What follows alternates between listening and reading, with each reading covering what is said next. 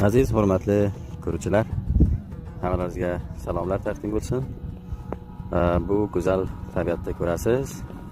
Albatta tabiiy gullar, muxtalif gullar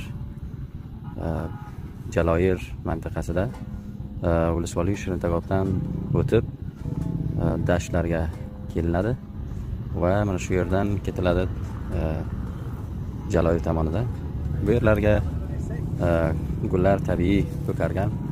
Ko'pincha o'lkadoshlar juma kunidan foydalanib bu tabiatga keladilar. Yillardan buyon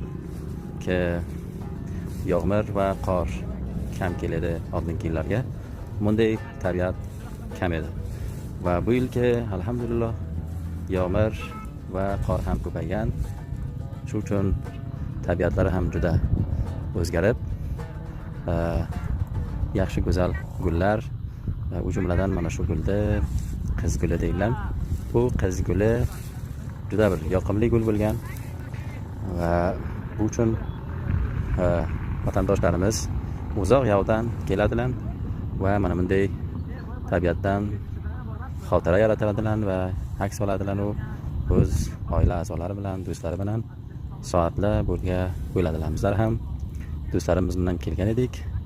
Hozir mana shu tabiatdan xohladimki bir foto video siz aziz ko'ruvchilar va vatandoshlarga